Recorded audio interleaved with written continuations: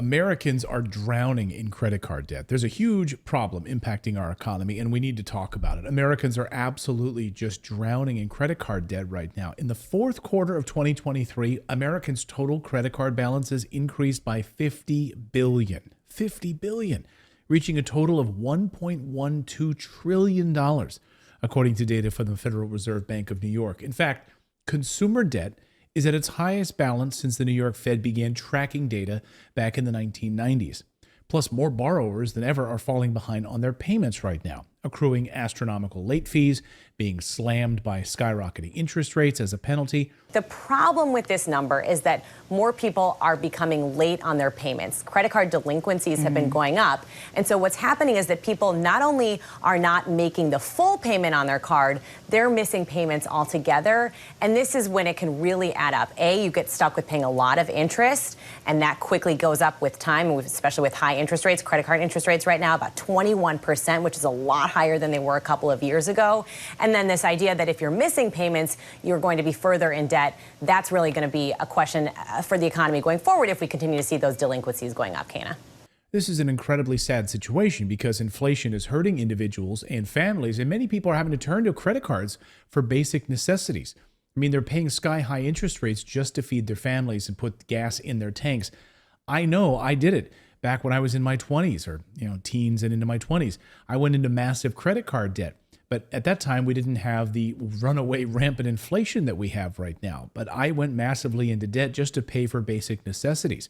And to make matters worse, credit card APRs are increasing. Let's take a look at this from the Federal Reserve. Just a few years ago in 2021, interest rates on credit cards averaged 16.45%. 16%. But by the end of 2023, that had risen over 22%. That is significant, of course, when we're talking about trillions of dollars in credit card debt. And of course, due in large part to these interest rates, people are just struggling to stay afloat. They have rising rates of delinquencies that we're seeing across the board. Data from the Federal Reserve showed that credit card delinquencies reached 8.5% in the fourth quarter of 2023. Again, that's up from 5.87% in 2022 and 4% in 2021. That means in the span of just 2 years, credit card delinquencies have more than doubled in the United States. The New York Fed recently reported people in their 20s and 30s are falling behind at more rapid rates. They're running up debt.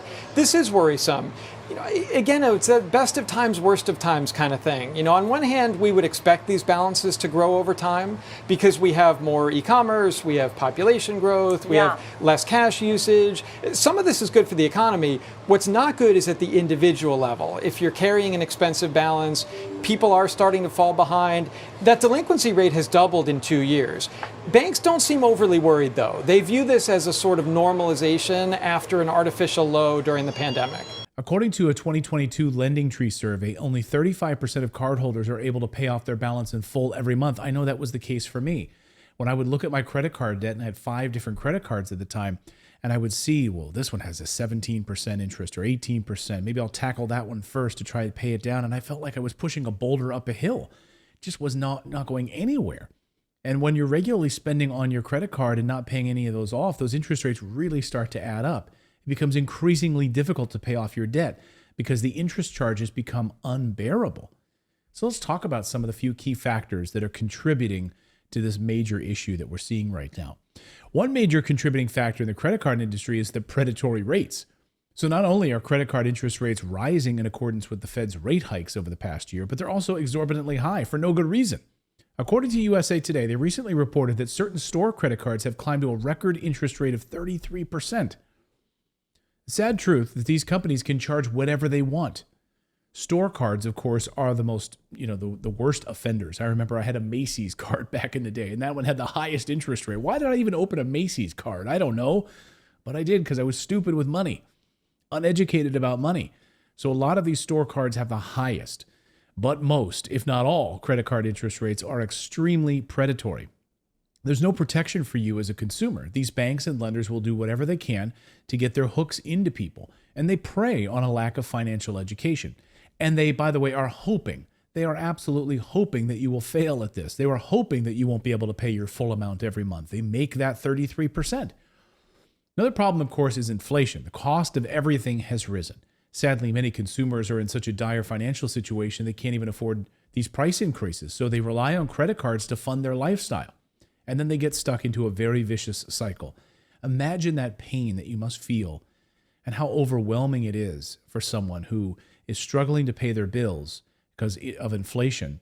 The rent has gone up, the price of food has gone up, the price of gas has gone up, everything has gone up. And the way that they're going to plan to survive is to use credit cards just to kick the can down the street a little bit further. It's terrifying. And it's really just a gut-wrenching thought.